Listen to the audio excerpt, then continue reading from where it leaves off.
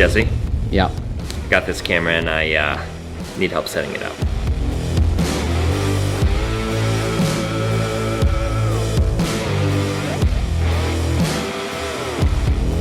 The EOS R. I'm so proud of you. It's right here, I'm so dude. proud of you.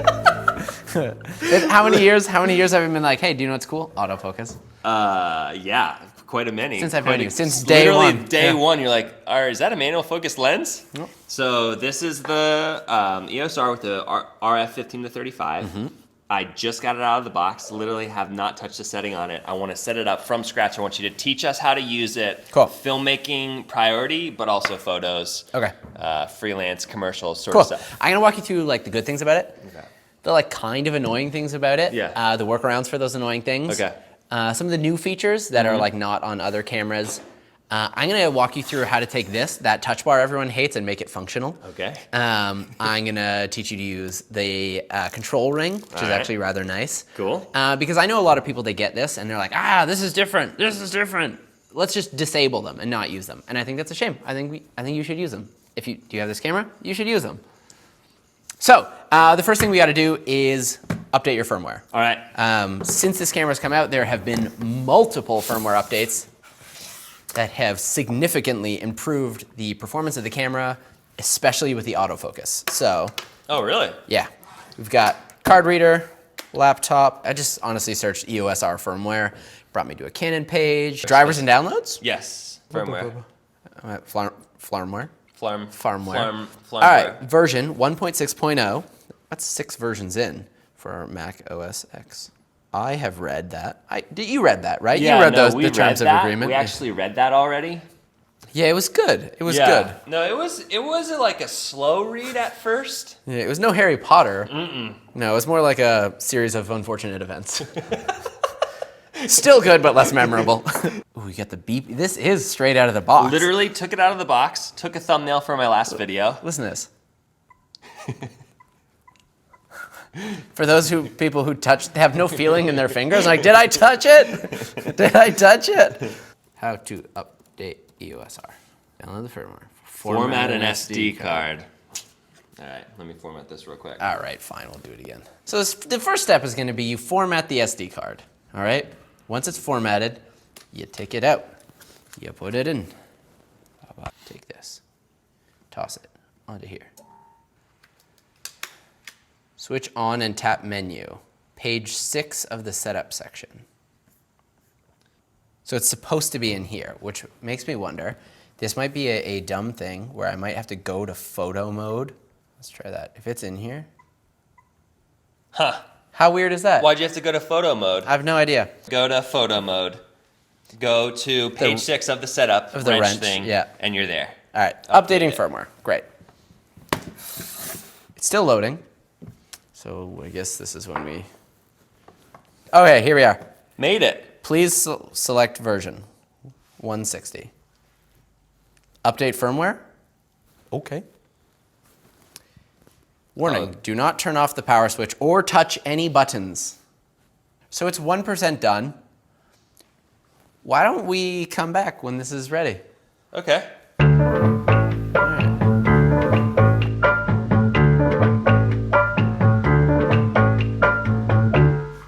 Update complete, 1.4 to 1.6. All right, let's do it. Ready? Okay. Yes. It's not broken, I can see it from here. Let's start it with the video modes. That's probably what's most important to you, Okay, right? yeah. So, the main way, and this is a real drawback of this camera, of switching between photo and video, is you no longer have that like boop, boop, Yes. thumb switch. Yeah, is now, there's this mode button up here. Right on that And when wheel. you click it, what you get is like settings. And these are all photo settings. Now you can just click this, info, and that'll switch you to beep. We gotta turn that beep off. Yeah, let's turn the beep off first. But the main thing is you just hit info and it'll toggle between them. So if you're working fast and you wanna go from photo to video, just menu, info, half press. Menu, Mode, info, half press. So it's like, yeah, that was easier, but Okay. it's not so bad. So we are in video mode now. You can see we've got these nice auto everything settings. And what we're gonna do is, let's hop into here. We're gonna go to the camera setting. The first thing we're gonna do, let's get this frame rate right. So let's go 24 frames a second. I use IPB instead of all eye for like basically everything. No one can tell the difference. Like no one knows. Right. Feel free to experiment with the all eye codec. The files are way bigger. Do some side by sides if you want. I had done the test for myself and how I shoot and edit, and it didn't make a difference for me. Right, so right. I preferred the smaller file sizes personally. Let's go back to the menu. Video mode, we are good. Beep, haha, get out of here. Disable. Just disable, no more beeps. Great. No beeps. Help text size, display settings. So you could set this to auto switching between like your EVF and your screen. That's up to you. Or you can set it to manual and then you can set a button to toggle between them. I rarely use the EVF, interestingly enough. And I used it quite a bit on my GH5. I just haven't really needed it all that much. Let's go auto right now. Right. You can change it if you find later. Okay, let's get out of here real quick. So we've got the beep fixed. Here we go. This is a screen you're gonna want. It's that 6th screen again. And this is where you're gonna be able to set custom settings. So I don't really use the custom settings. I just have my like manual setting. So like when we hop back into here, I use this manual setting for basically everything. Yep.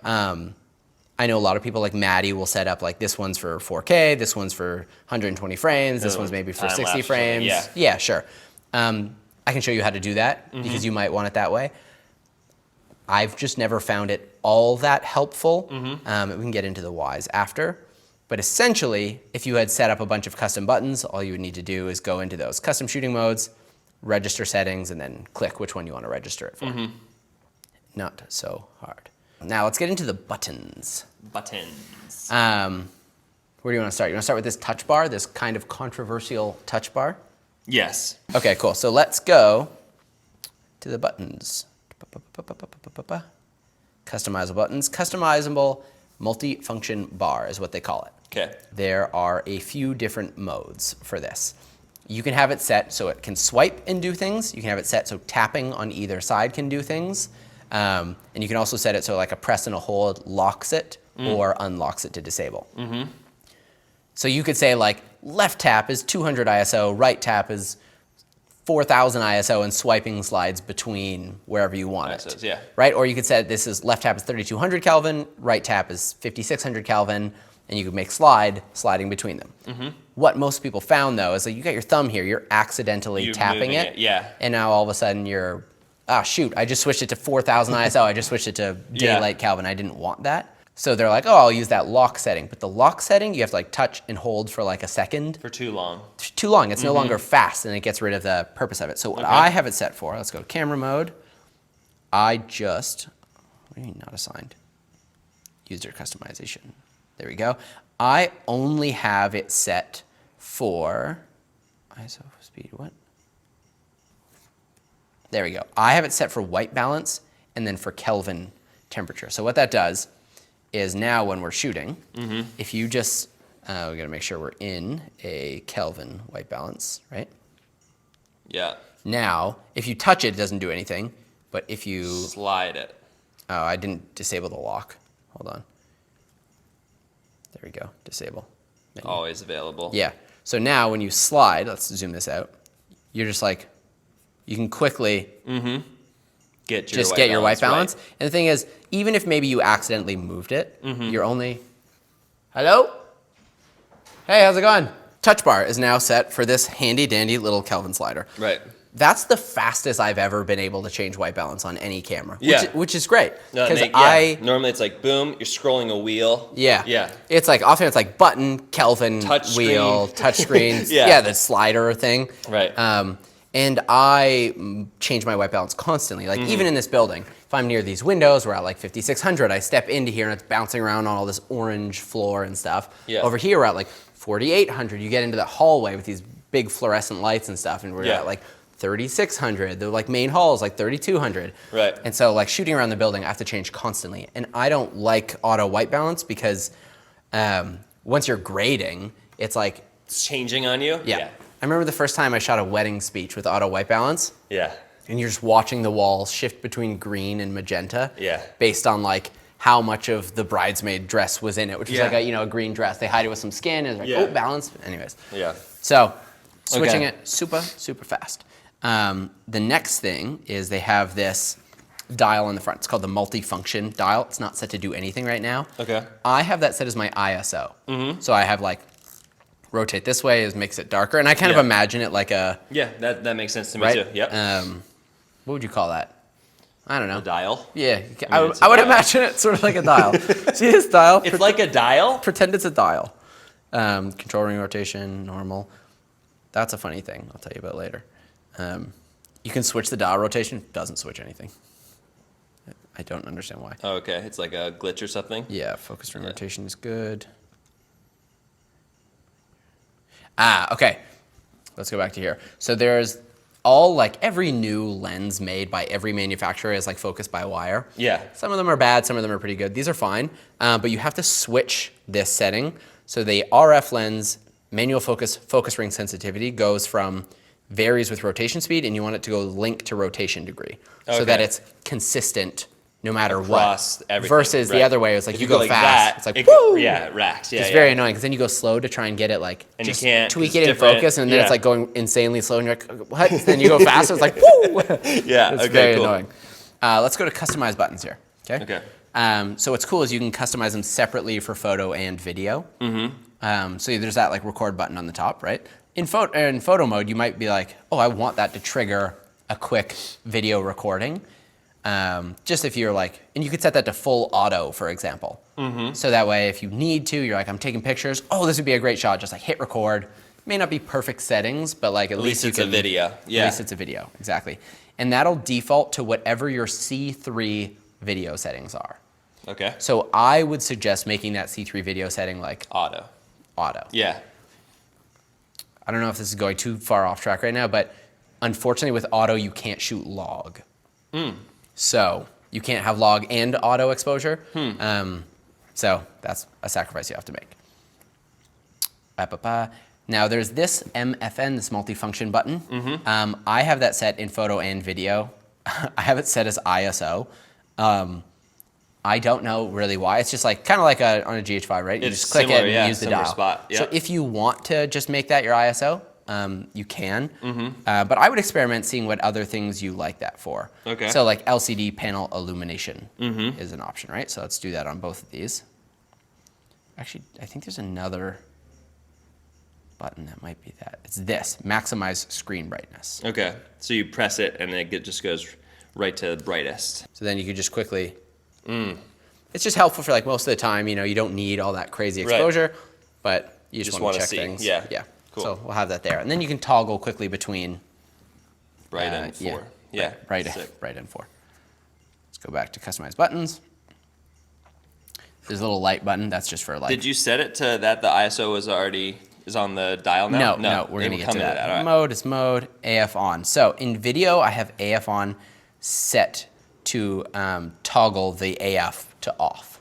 Go to that AF button, and you're going to find the button that says Movie Servo AF Pause. Okay. What's handy about this, because I use autofocus more often to like get something into focus rather than to just like constantly track things.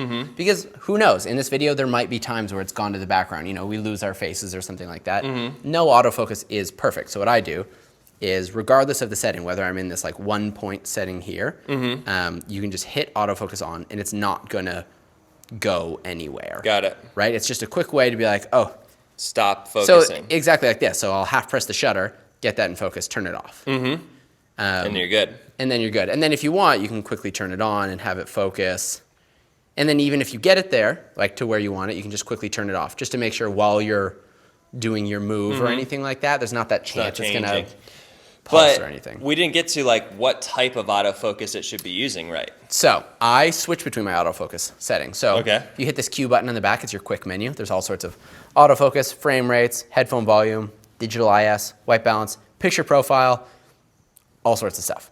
So there's the main two types that I use. Let's jump back into this. Is this setting here, this like face / tracking. Okay. And this big middle. Big block. Big block. So So with the face flash tracking, and then if you hit info, you'll turn on eye autofocus. What we have there is, if it finds a face, it's going to want to track that. Or alternatively, I can hit record on here.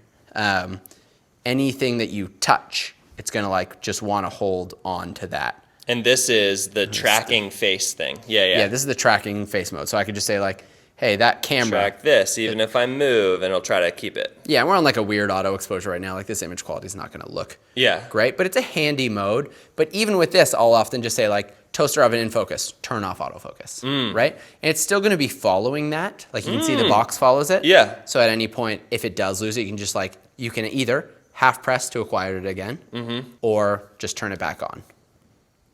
And we've got ourselves useful autofocus that isn't going to pulse.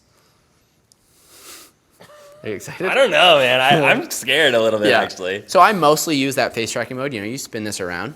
Yeah. Here's our faces. Wow, that's a horrible color right now. You know, it's tracking my eye. It looks pretty good. We could punch in.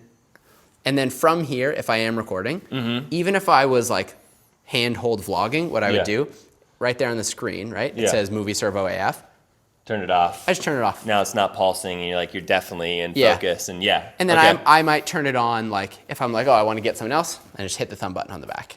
Right, so now it's gonna like go out to whatever's there, turn it back around, we're back in focus. Awesome. All right, let's jump back into these custom buttons. Right, so far, we've got that screen brightness pump up here on that multifunction. Mode button is mode button. AF on is gonna be pausing that autofocus. I try and remember to set them the same in photo and video for as many as possible. What I will do, sorry, let's go back to the menu. What I will do though, is this button, which is like selecting your AF point, whatever, in video, which is not really a thing you do outside of the touchscreen. I usually set that to the zoom in, so let's find that. The garbage can button is set to resetting your autofocus point. So it might be like tracking something. You're like, no, don't track, right? If you hit the garbage can, it's just resetting it. And then it's going to be like kind of. Yeah. I think that's everything for like custom buttons. We still have to do that dial. So customize dials. So you have three here. You have the top button, the thumb button, like this button, and then the lens. So I have the control ring set as ISO. Oh, gotcha. Just you ISO. Set it to ISO. Yep. And then it's shutter speed, aperture speed, ISO. So now very easily, right? We're just cranking that ISO, cranking our shutter. So are you always manually in video mode? Like manually setting ISO, shutter, aperture? Yeah. That's how I was on the GH5. Yeah, I manually set everything. And a lot of people are like, oh, but when you're running and gunning, I'm like, yeah, but when you're running and gunning, like, it's brighter. Yeah. It's darker. Yeah. It's warmer. Cool. It's colder. And the more you get to know your camera, the faster you're going to be with it. But in my opinion, it's like, it's so easy to just, here we are, you know? So we're gonna set the next thing up right now. So you're gonna go into the video setting. Move over, I believe it's page 4. Canon log settings. Canon log, on. 8-bit. View assist, on. Okay. So now, what It's you're kind of looking putting at. a little bit of a LUT. Puts a bit of a LUT. Everything looks nice and contrasty. But what's good is when you're eyeballing it and you're like, I think that's not good. When you're eyeballing it and you're like, I think that looks good. If you did accidentally blow those windows out a bit, like on the screen, because it's log, the image you actually get has brought that down. So it's like, just don't lift those highlights as much. Don't, you know, you have a lot more room to just get it where you want it. There are going to be some caveats to shooting in log, which is, and this is an annoying one, which is why you might want to set up a custom mode for this. When you switch to time-lapse mode, it's like, hey, you can't shoot time-lapse in log. Rad. But I don't use all that many time-lapses because I'm more likely to just let it record a long video. And then speed it up. I'm just always so worried, like, what if I'm recording a time-lapse of like the sky and all of a sudden like a rocket or a comet shoots through and I'm like, lucky I have one frame of that. Time-lapse. Yeah. Do you think you'll use the 120 frames? No, but 60. Okay, so a lot of people set up settings like they've got their 24p setting and they've got their 60p setting. I, as someone who doesn't own any ND filters, I literally just quickly hit Q. There's your are we on bright here? There. I just hit Q, This is your frame rates right there, and they're all here. And I just know the top right is 24 IPB, the middle top is 60 IPB, and then you have your 4K options over here. You're gonna see this gnarly crop. Boom! Yeah, 1.6, right? Yeah, maybe 1.7. But, you know, it takes no time to just like switch between these. It's very easy, especially once you remember where they are. You can even, when you're here, you can roll the dial and go through them. And get to it, okay. But it's just like, it's harder to make sure you get it right. Yeah. 60 frames is great. Yeah. Yeah, I record, I don't know if you will for this, but I record in 60 frames a second 90% of the time. The only times that I don't is this, right? We're talking to the camera. Talking head. Just go 24. Let's make it down. Yeah, let's make it look good. But when I'm just out in the town, the same reason I don't use the time lapse in time lapse mode is you don't know when you might need that slow motion.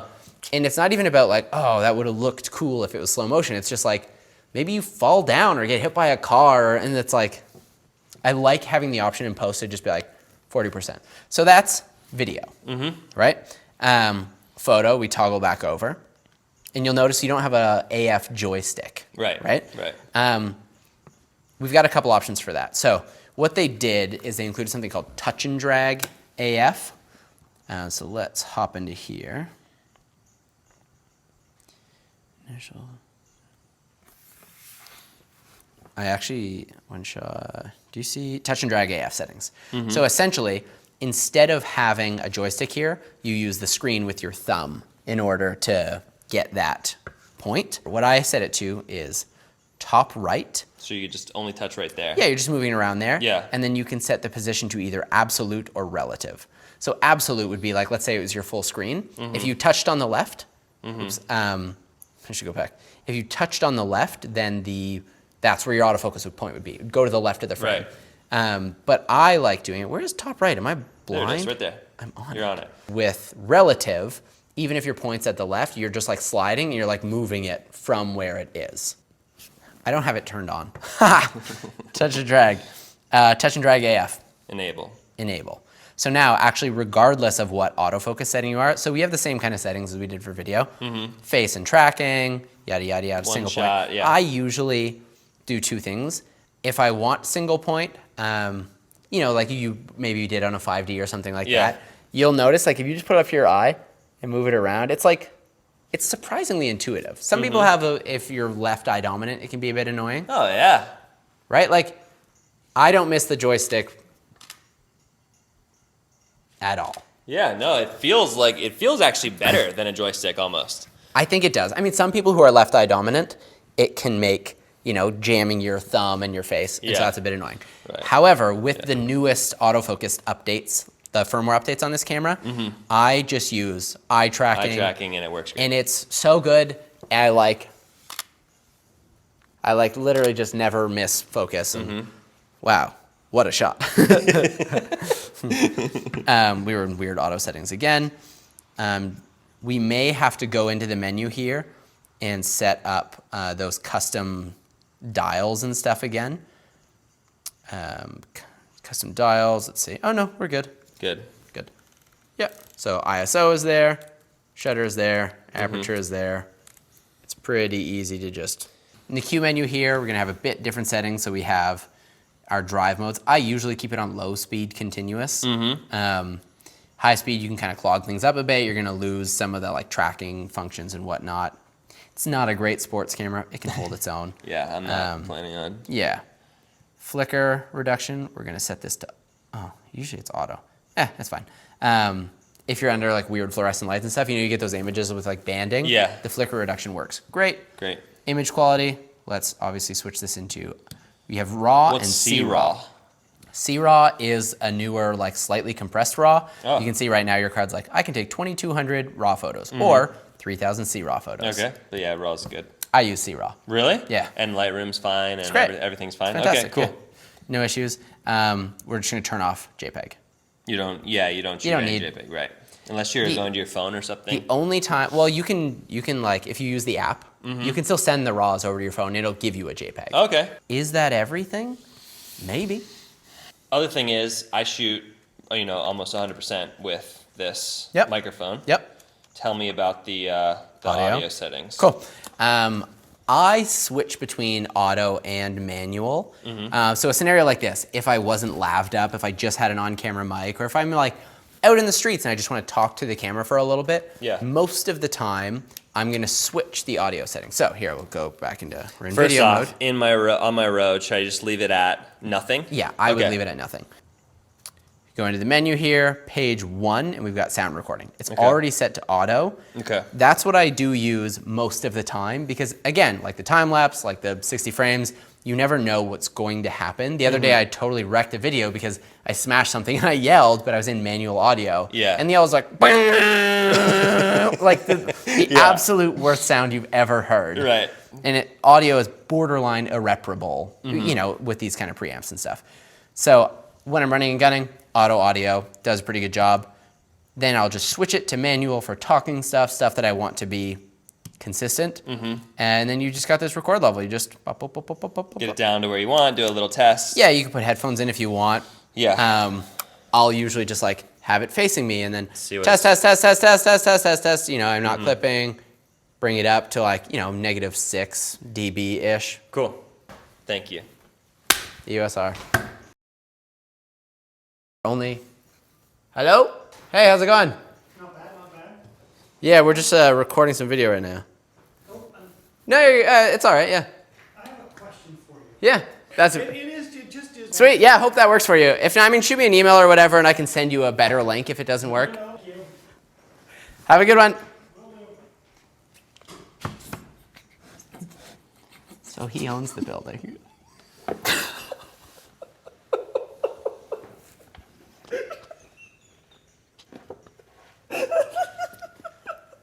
I hate it so much.